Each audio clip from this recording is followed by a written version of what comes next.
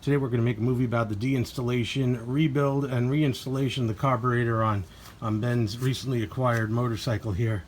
This is a EVO. It's got a standard carburetor on top of one of these flippy carburetor cover things, and we're going to pull it out, inspect it, rebuild it, put it back together. There's a spacer with some what appears to be some extra vacuum lines going to these flaps right here. We could see coming down, so I just wanted to point that out. That's obviously not standard, and these do obviously exist on the original setup. However, there's modified here on this spacer as well, and here's the gasket. So we're going to just take this off and leave this hanging. It's not part of what we're going to be working on today.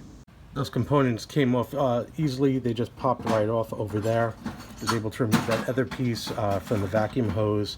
Got another gasket over here, and these two connectors come off to remove this whole bracket. To remove the gas tank, which on these bikes is not difficult to do at all. The most time-consuming part, of course, is removing the gas. And immediately found that one of these emission hoses here had rotted off.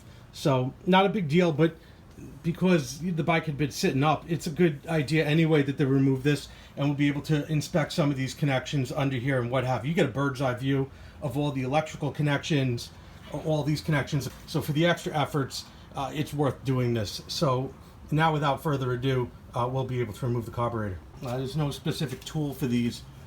I checked with Kuryakyn. They use different bolts depending on which model year and what have you. We're going with a cold chisel. Fits right in here, and the flat end goes on a pair of grips, and that could turn it. We've already broken the tension, so these will be able to come right out, and we'll be able to remove the bracket and then the carburetor. Got the carb removed on a towel. We're ready to do the breakdown and clean up of this unit. All of the jets were particularly dirty. I have cleaned them like new, you know, except for in these little grooves here, but I mean, I've cleaned them like new. All the passages, orifices have been cleaned up really nicely. There's one I wanted to point out, however. This one here I haven't touched yet. This one took it for the team. This one was plugged, and it still is plugged, but I mean completely. And yeah, this one's in a bad way. I'm gonna be able to clean it, but I wanted to just document that one right there as compared to the other ones. That's what they all pretty much look like, except this one here was filled with chunks of crap. You know, once I removed this one, there was chunks of crap in there, but it was easily removed, and this one needed to be polished, but this one was pretty bad. Carburetor itself was given a thorough cleaning. Remove all the crap on the outside and all the residue on the inside, and it came out pretty nice. Carb is all clean and reassembled. It's like brand new. A couple hard to reach areas, left a little bit of brown in there, but I mean, this thing is all done up really nicely. All jets, all needles, everything. It's as good as it's going to get. I inspected everything after I've reassembled it. Very nice indeed. Going to put it back together, put it in the bike. Carburetor's back in, got the special bolts back in, everything's wired properly. We're going to cut back some of the hoses that are rotten, and we'll be able to put them back onto the original fittings. There's not an issue there. Quiet on the set. Everybody else got their cameras rolling. Okay. Oh.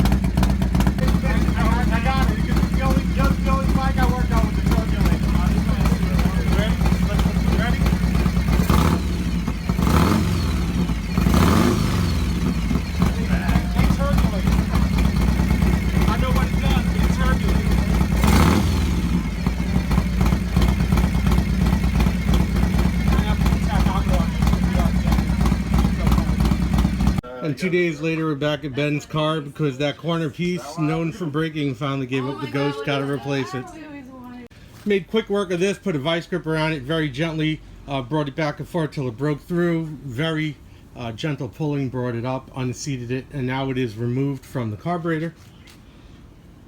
Didn't bring any debris inside there. I'm going to check anyway. We're going to wash it out, but we're going to put the new one in, press fit, very clean with the vise. I've marked the new position as the new model does not rotate. Once it goes in, that's it. So I wanted to know exactly where it fit nice with the hose. I put some permanent marker there to show it. I'm going to have Ben cut a couple pieces of wood. As I place this in this vise, I'm going to do a press fit. Here's the new piece. I put it up against this mark to get the angle right. That's all there is to it. We should be good to go. I decided to go with this method. Always checking to make sure it's straight. Lined up everything. We could see the black line right here. Holding everything steady. I'm having Ben turn the knob and checking at every interval to make sure that everything continues to line up. I just stopped at this moment just to record this video, and then we'll bring it all the way down till it fully seats. There's no reason to go any further. This is done. It's a good seal. Last check obviously shows that it's pointed in the right direction. We're going to loosen it up, take it off, and put this carb right back on the bike. This problem is solved. Here it is, the new connector installed on the side of the carburetor, all finished. Not a major job, never a leak again. I never had the occasion to clean the choke valve, so I took the time to remove it. It was all gummed up.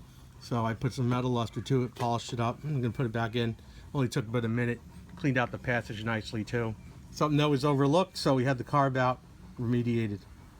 I'll point out quickly though that I noticed as we were looking at this that there is a spring in this choke. This is a spring-loaded choke, which is very interesting. In practice here, when you pull this choke, as Ben's holding it down right here, when you pull this choke and turn on the bike, you let go, it snaps back. So this may be a design where you hold the choke, pull the bike, get it started. Just like on my shovel head, you'd only run the choke for about 8 to 10 seconds in the winter. You wouldn't want to run it for any longer, or else you just foul up the spark plugs and the combustion chamber. So this choke may be, in fact, one that you would actually have to manually hold open, and you walk away and let it go. That choke spring's shut. It's done. So we're seeing that right here. Very interesting. We'll see how that's applied when it's back on the bike. That may not be the case. I don't know. We'll find out. And that resulting fitting looks like factory. Came out real nice.